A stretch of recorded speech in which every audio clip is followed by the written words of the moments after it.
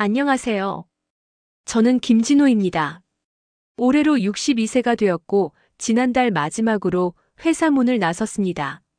37년간 다닌 회사였습니다. 사무용품 납품 회사에서 영업부 과장으로 시작해서 부장으로 은퇴했으니 그럭저럭 성실하게 살아온 셈이죠. 마지막 날 동료들이 작은 송별회를 열어주었습니다. 케이크를 자르고 축하 인사를 받으면서도 마음 한켠이 묘하게 공허했습니다. 이제 뭘 하며 살아야 할까? 그런 생각이 자꾸 들었거든요. 아내는 이제 좀 쉬라고 여행도 다니고 취미 생활도 하라고 말했지만 정작 저는 그런 여유로운 삶이 상상되지 않았습니다. 회사를 다니는 동안 늘 바빴습니다. 아침 7시에 일어나서 지하철을 타고 하루 종일 거래처를 돌아다니거나 사무실에서 서류를 정리하고 저녁 8시쯤 집에 돌아오는 일상이 반복됐죠. 주말에도 골프 약속이나 회식이 있었고 가족과 함께 보내는 시간은 생각보다 많지 않았습니다. 그런데 이제 갑자기 모든 시간이 제 것이 되니까 오히려 어색하고 막막했습니다. 은퇴 준비를 하면서 여러 책도 읽어봤습니다. 제2의 인생을 어떻게 설계할 것인가, 노후 준비는 어떻게 할 것인가, 그런 내용들이었죠. 대부분 여행을 다니거나 봉사활동을 하거나 취미 생활에 몰두하라는 조언들이었는데 솔직히 와닿지 않았습니다. 저는 원래 집에만 있으면 답답한 성격이거든요.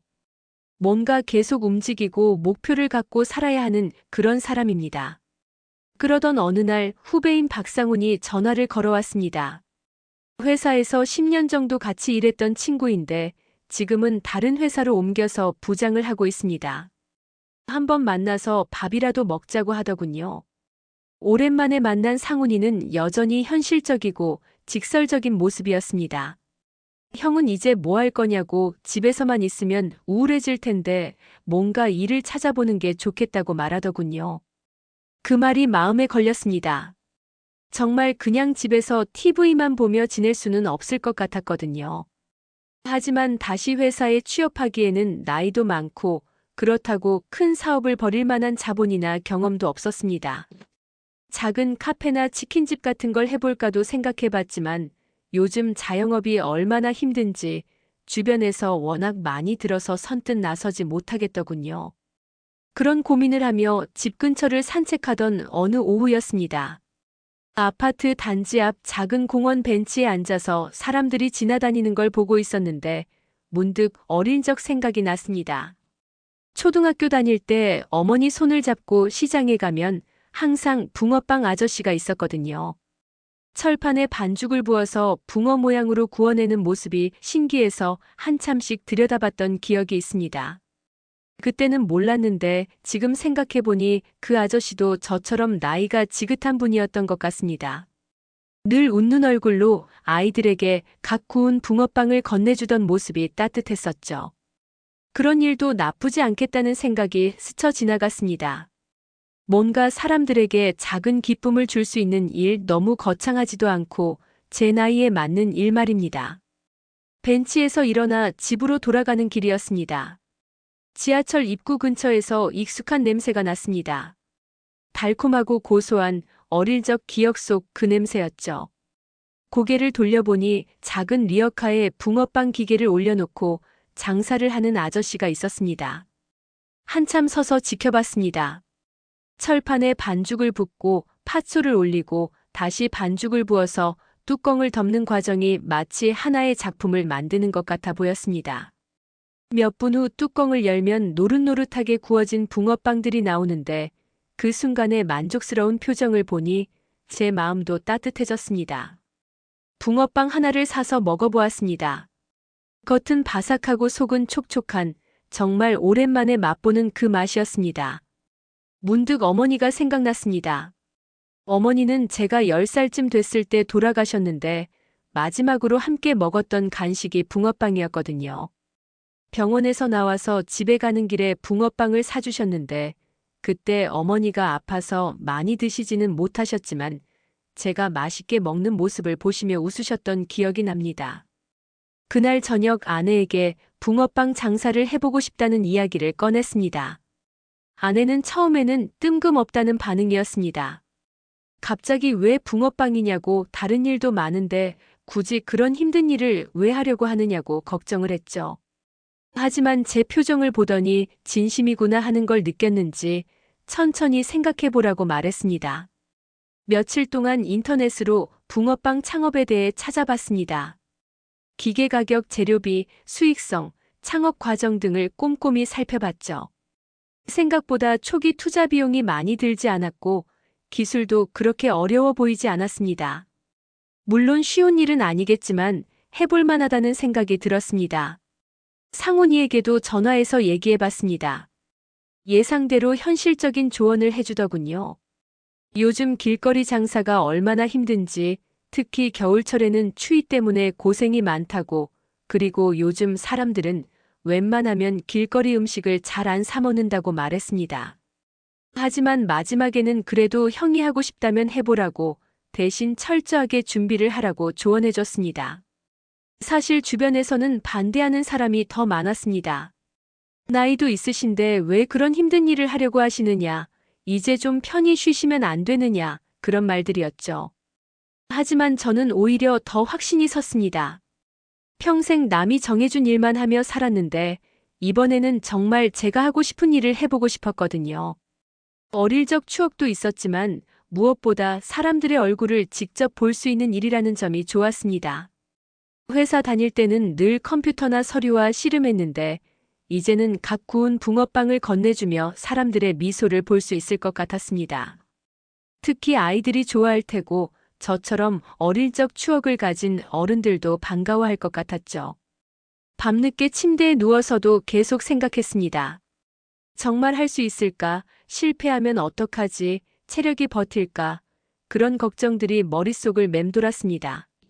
하지만 동시에 새로운 도전에 대한 설렘도 있었습니다. 62세의 나이에 완전히 새로운 일을 시작한다는 것, 생각만 해도 가슴이 두근거렸습니다. 드디어 결심을 굳히고 본격적인 준비에 들어갔습니다. 먼저 붕어빵 기계를 주문했는데 생각보다 종류가 많더군요. 크기도 다르고 기능도 다른 여러 모델이 있었습니다. 너무 큰 것은 혼자 운반하기 힘들고 너무 작은 것은 효율이 떨어질 것 같아서 중간 사이즈로 골랐습니다. 기계가 도착하고 나서는 연습이 시작됐습니다. 집 베란다에서 몰래 해봤는데 첫 번째 시도는 완전히 실패였습니다. 반죽 농도를 잘못 맞춰서 철판에 달라붙어 버렸고 팥소는 너무 많이 넣어서 흘러나왔죠. 두 번째, 세 번째도 마찬가지였습니다. 유튜브 영상을 보면서 따라 해봐도 생각만큼 쉽지 않았습니다. 아내가 도와주기 시작했습니다. 원래 요리에 소질이 있는 사람이라 반죽 만드는 법부터 차근차근 알려주더군요. 밀가루 비율, 물 온도, 섞는 순서까지 세심하게 신경 써야 한다는 걸 깨달았습니다. 일주일 정도 연습하고 나서야 겨우 모양다운 붕어빵을 만들 수 있게 됐습니다. 다음은 장소를 정하는 일이었습니다. 집 근처 지하철 입구 앞이 가장 좋을 것 같았는데 이미 다른 분이 자리를 잡고 계셨습니다. 며칠 동안 여러 곳을 돌아다니며 살펴보니 아파트 단지 입구 쪽에 적당한 자리가 있었습니다. 관리사무소에 문의해보니 허가받고 하면 괜찮다고 하더군요. 첫날 장사는 정말 기억에 남습니다. 아침 일찍 일어나서 재료를 준비하고 리어카에 기계를 올려서 자리로 나갔습니다. 손이 떨릴 정도로 긴장됐죠. 첫 붕어빵을 굽기 시작할 때는 마음이 두근거려서 집중이 안 될 정도였습니다. 오전 내내 지나다니는 사람들이 호기심 어린 눈으로 바라봤지만 실제로 사는 사람은 많지 않았습니다. 점심때가 되어서야 한 아주머니가 처음으로 붕어빵을 사갔는데 그때의 기쁨이란 정말 말로 표현하기 어려웠습니다. 37년 직장 생활에서 느껴보지 못한 종류의 성취감이었죠. 하지만 현실은 만만치 않았습니다. 하루 종일 서 있으니 다리가 아팠고 날씨가 추우면 손이 꽁꽁 얼어서 제대로 일하기 힘들었습니다. 무엇보다 매출이 생각만큼 나오지 않았습니다. 재료비, 기계값, 자리 임대료 등을 계산해 보니 하루에 최소 몇십 개는 팔아야 본전인데 처음에는 10개도 안 팔리는 날이 많았거든요. 일주일쯤 지났을 때 상훈이가 찾아왔습니다. 직장에서 일찍 나와서 구경 온다고 하더니 실제로 제가 붕어빵을 굽는 모습을 보고는 씁쓸한 표정을 지었습니다. 형, 정말 힘들어 보인다고 이럴 줄 알았다고 말하더군요. 하지만 동시에 그래도 열심히 하는 모습이 보기 좋다고 조금만 더 참고 해보라고 격려해줬습니다. 그즈음 아르바이트생을 구하기로 했습니다. 혼자서는 체력적으로 한계가 있을 것 같았거든요. 며칠 후 이수민이라는 20살 여학생이 면접을 보러 왔습니다. 대학교 1학년인데 생활비를 벌기 위해서 아르바이트를 찾고 있다고 했죠. 밝고 적극적인 성격이 마음에 들어서 바로 채용했습니다. 수민이가 오고 나서 분위기가 많이 바뀌었습니다. 젊은 아가씨가 있으니까 지나가던 사람들의 관심도 더 많이 끌었고 수민이 특유의 밝은 에너지 때문에 가게 앞이 훨씬 활기차 보였습니다. 처음에는 서툴러서 붕어빵을 태우거나 모양을 이상하게 만드는 실수를 자주 했지만 워낙 열심히 배우려고 해서 금세 실력이 늘었습니다. 그래도 여전히 경영은 쉽지 않았습니다. 비 오는 날에는 손님이 거의 없었고 재료를 너무 많이 준비했다가 남겨서 버리는 일도 많았습니다.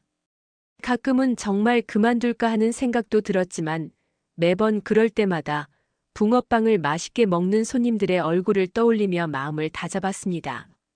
이제 막 시작한 일인데 벌써 포기할 수는 없다고 조금만 더 해보자고 스스로를 다독였습니다. 한 달 정도 지나니 조금씩 변화가 느껴지기 시작했습니다. 매일 같은 시간에 나와서 같은 자리에서 장사를 하다 보니 지나다니던 사람들이 저를 알아보기 시작했거든요. 아침마다 출근길에 커피 대신 붕어빵을 사가는 직장인 아저씨, 아이 손을 잡고 유치원 가는 길에 들르는 젊은 엄마, 학교 마치고 간식으로 사 먹는 중학생들까지 하나씩 단골이 생겨나기 시작했습니다. 수민이가 SNS에 가게 사진을 올린 것도 큰 도움이 됐습니다. 처음에는 그런 것까지 할 필요가 있나 싶었는데 요즘 젊은 사람들은 정말 인터넷으로 모든 정보를 찾아본다는 걸 깨달았죠. 수민이가 올린 사진에는 각 구운 붕어빵들이 노릇노릇하게 예쁘게 나와 있었고 댓글에는 맛있어 보인다. 어디에 있냐 한번 가봐야겠다는 반응들이 달렸습니다. 그렇게 입소문이 나기 시작하면서 매출도 조금씩 늘어났습니다. 처음에는 하루에 10개도 안 팔리던 것이 20개, 30개로 늘어나더니 좋은 날에는 50개 가까이 팔리는 날도 있었습니다. 계산해보니 재료비와 운영비를 빼고도 조금씩 이익이 남기 시작했죠. 가장 기억에 남는 건 한 할머니 고객이었습니다. 지팡이를 짚고 천천히 걸어오시더니 붕어빵 냄새가 너무 좋다고 하시면서 하나를 사갔습니다. 며칠 후에 다시 오셔서는 손자가 너무 맛있다고 해서 또 사러 왔다고 하셨죠. 그때 제가 직접 만든 붕어빵이 누군가에게 기쁨을 주고 있다는 걸 실감했습니다. 단골 손님들과의 소소한 대화도 즐거웠습니다. 아침마다 붕어빵을 사가시는 직장인분은 회사 스트레스가 심하다며 가끔 푸념을 하기도 했고 아이와 함께 오는 젊은 엄마는 육아 고충을 털어놓기도 했습니다. 저는 그저 들어주는 것뿐이었지만 그분들에게는 하루 중 잠시나마 마음을 털어놓을 수 있는 시간이 되는 것 같았습니다. 수민이도 점점 일에 익숙해졌습니다. 처음에는 서툴러서 제가 다시 만들어야 하는 경우가 많았는데 이제는 저 못지않게 예쁘고 맛있는 붕어빵을 만들었습니다. 무엇보다 손님을 대하는 태도가 좋았어요. 밝은 미소로 인사하고 뜨거우니까 조심하라고 세심하게 챙겨주는 모습을 보니 흐뭇했습니다. 어느 날 저녁 집에 돌아와서 아내에게 오늘 하루 있었던 일들을 이야기했습니다. 단골 손님들 얘기, 수민이가 웃긴 실수를 한 얘기, 오늘 유난히 붕어빵이 많이 팔린 얘기 등을 하는 제 모습을 보더니 아내가 정말 즐거워하는 것 같다고 말하더군요. 회사 다닐 때는 집에 와서 하루 일과를 그렇게 생생하게 이야기한 적이 없었다고 하면서요. 그때 깨달았습니다. 이 일이 단순히 돈을 벌기 위한 수단이 아니라 제게 진짜 보람을 주는 일이 되고 있다는 걸 말입니다. 물론 아직 큰 수익을 올리고 있지는 않았지만 매일 아침 일어나는 게 즐거웠고 사람들과 만나서 이야기하는 것도 좋았습니다. 37년 동안 사무실에서만 일하던 제가 이렇게 사람들과 직접 부딪히며 일하게 될 줄은 꿈에도 몰랐거든요. 상훈이도 한 번씩 들러서 격려해줬습니다. 처음에는 걱정만 했던 친구였는데 이제는 형이 정말 달라졌다고, 표정이 훨씬 밝아졌다고 말해주더군요. 그리고 붕어빵 맛도 처음보다 훨씬 좋아졌다고 칭찬해줬습니다. 그런 말을 들으니 더욱 자신감이 생겼습니다. 하지만 여전히 고민은 있었습니다. 겨울이 다가오면서 날씨가 추워지니 손님이 줄어들까봐 걱정이었고, 체력적으로도 버틸 수 있을지 의문이 들었습니다. 그래도 이제는 포기하고 싶다는 생각보다는 어떻게 하면 더 잘할 수 있을까 하는 고민이 더 많았습니다. 겨울이 본격적으로 시작되면서 예상했던 어려움들이 현실이 되었습니다. 날씨가 추워지니 길을 지나다니는 사람들의 발걸음이 빨라졌고, 따뜻한 붕어빵을 사려고 잠시 멈춰 서는 사람들도 현저히 줄어들었습니다. 무엇보다 제 체력이 문제였습니다. 차가운 바람 속에서 하루 종일 서 있으니 관절이 아프기 시작했고, 손도 너무 시려서 제대로 일하기 힘들 때가 많았습니다. 설상가상으로 재료값이 오르기 시작했습니다. 밀가루, 팥, 설탕 할 것 없이 모든 재료비가 올랐는데, 그렇다고 붕어빵 가격을 함부로 올릴 수도 없는 상황이었습니다. 단골 손님들이 부담스러워할까봐 걱정이었거든요. 결국 수익은 줄어들고 운영비는 늘어나는 악순환이 시작됐습니다. 더 큰 문제는 근처에 대형 프랜차이즈 붕어빵 가게가 들어선 것이었습니다. 깔끔한 인테리어에 다양한 종류의 붕어빵을 파는 곳이었는데, 홍보도 대대적으로 하고 할인 이벤트까지 하니까 사람들이 그쪽으로 많이 몰렸습니다. 저는 전통적인 팥 붕어빵 한 종류만 팔고 있었는데, 그곳은 크림, 초콜릿, 치즈 등 여러 가지 맛을 갖추고 있었거든요. 매출이 급격히 떨어지기 시작했습니다. 하루에 30개씩 팔리던 것이 10개, 5개로 줄어들더니 아예 하나도 안 팔리는 날까지 생겼습니다. 그런 날이면 준비한 재료들이 고스란히 폐기물이 되었고, 하루 종일 추위에 떨며 서 있었던 제 시간과 노력도 물거품이 되는 기분이었습니다. 수민이도 걱정이 많아 보였습니다. 아르바이트비를 제대로 줄 수 있을지 불안해하는 제 마음을 아는지 괜찮다고 당분간은 돈을 못 받아도 된다고 말하기도 했습니다. 그런 말을 들으니 더 미안하고 죄송했습니다. 어린 학생이 생활비를 벌려고 하는 일인데 제 사업이 잘 안 된다고 피해를 주는 것 같아서 말입니다. 밤잠을 설치는 날이 많아졌습니다. 이 일을 계속해야 할지 아니면 그만두는 게 나을지 고민이 깊어졌거든요. 회사 생활할 때는 비록 스트레스가 많았지만 적어도 매달 일정한 급여가 보장되어 있었는데, 지금은 내일 당장 얼마나 팔릴지도 모르는 상황이었습니다. 나이가 벌써 63세인데 이런 불안정한 일을 계속하는 게 맞나 하는 생각도 들었습니다. 상훈이가 심각하게 조언해줬습니다. 형, 너무 고집 부리지 말고 다른 일을 알아보는 게 어떠냐고, 경비일이나 택시 운전 같은 좀 더 안정적인 일도 있지 않냐고 말했습니다. 현실적으로는 맞는 말이었지만 왜인지 선뜻 받아들이기 어려웠습니다. 이제 막 보람을 느끼기 시작했던 일을 이렇게 포기하고 싶지 않았거든요. 아내도 걱정이 많았습니다.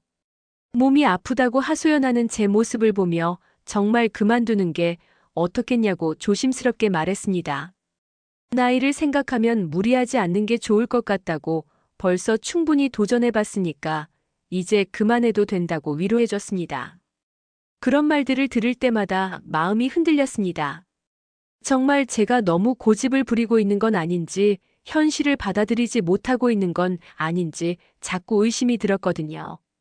특히 추운 날 하루 종일 서 있다가 집에 돌아와서 뜨거운 물에 손을 담그며 관절 아픈 곳을 주무를 때면 이게 과연 제 나이에 할 일인가 하는 생각이 들었습니다. 하지만 완전히 포기할 수는 없었습니다.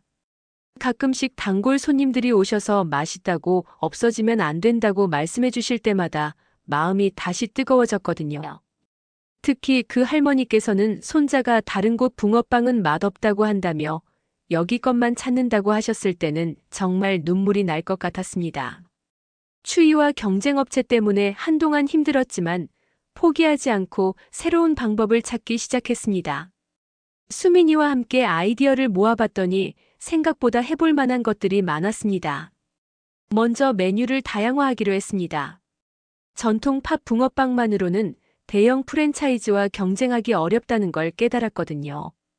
처음에 시도한 건 슈크림 붕어빵이었습니다.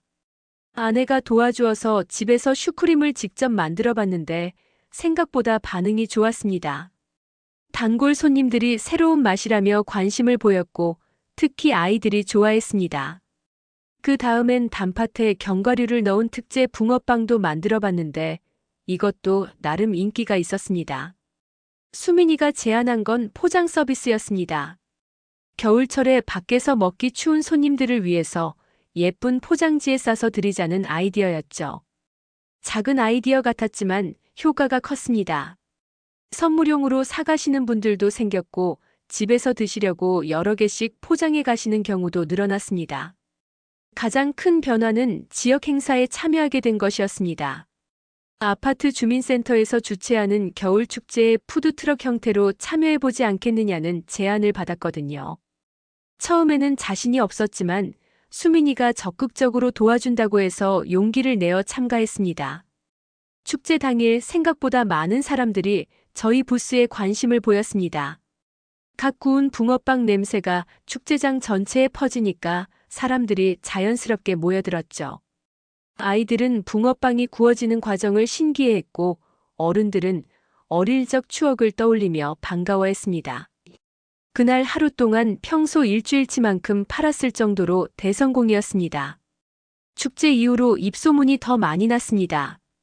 축제에서 저희 붕어빵을 드셔본 분들이 평소에도 찾아오시기 시작했고 지역 커뮤니티 카페에도 후기가 올라왔습니다. 수민이가 관리하는 SNS 팔로워 수도 늘어났고 주문 문의도 들어오기 시작했습니다. 이런 변화들을 통해서 제가 배운 건 나이가 많다고 해서 새로운 걸 배우지 못하는 건 아니라는 것이었습니다. SNS 마케팅은 수민이가 도와줬지만 새로운 메뉴 개발이나 포장 아이디어 같은 건 제가 직접 생각해내고 실행한 것들이었거든요. 37년간 회사에서 기획하고 실행했던 경험들이 이런 곳에서 도움이 되는 것 같았습니다. 무엇보다 수민이와의 협업이 즐거웠습니다. 처음에는 그냥 아르바이트생 정도로 생각했는데 이제는 정말 함께 사업을 하는 파트너 같은 느낌이었습니다. 수민이의 젊은 감각과 제 경험이 잘 조화를 이루면서 시너지 효과가 생긴 것 같았어요. 체력적으로도 많이 나아졌습니다. 일에 익숙해진 것도 있었지만 무엇보다 마음가짐이 달라진 게 컸습니다. 처음에는 서서 하는 일이 힘들다고만 생각했는데 이제는 손님들과 직접 소통할 수 있는 장점으로 받아들이게 되었거든요. 하루 종일 서 있는 것보다 하루 종일 앉아서 컴퓨터만 보던 회사 생활이 더 힘들었다는 생각도 들었습니다. 상훈이도 변화된 제 모습을 보고 놀라워했습니다. 몇 달 전만 해도 그만두라고 했던 친구가 이제는 정말 멋있다고 나도 은퇴하면 이런 일 해볼까 봐라고 농담을 할 정도였죠. 그리고 실제로 주변 지인들에게 저희 붕어빵을 홍보해주기도 했습니다. 봄이 오면서 더 큰 변화가 시작되었습니다. 따뜻해진 날씨 덕분에 지나다니는 사람들이 늘어났고 겨울 동안 쌓인 입소문 효과도 본격적으로 나타나기 시작했습니다. 하루 매출이 꾸준히 늘어나더니 주말에는 줄을 서서 기다리는 손님들까지 생길 정도가 되었습니다. 지역신문에서 인터뷰 요청이 들어온 것도 신기한 일이었습니다. 은퇴 후 새로운 도전으로 붕어빵 가게를 창업한 이야기가 화제가 되었다는 거였죠. 처음에는 부담스러웠지만 비슷한 처지의 은퇴자들에게 도움이 될 수도 있을 것 같아서 인터뷰에 응했습니다. 신문 기사가 나간 후에는 정말 예상치 못한 일들이 벌어졌습니다. 멀리서도 사람들이 찾아왔고 다른 지역 상인회에서는 노하우를 공유해달라는 요청도 들어왔습니다. 심지어 프랜차이즈 제안까지 받았는데 저는 정중히 거절했습니다. 큰 사업을 할 생각은 없었거든요. 가장 뿌듯한 순간은 지역 축제에 정식으로 초청받았을 때였습니다. 이제는 손님으로 참가하는 게 아니라 지역의 대표적인 맛집으로 인정받아서 메인 부스를 배정받은 거였죠. 축제 당일에는 시장님까지 오셔서 격려해 주셨고 지역 방송국에서 취재까지 나왔습니다. 수민이는 이제 단순한 아르바이트생이 아니라 정말 든든한 동업자가 되었습니다.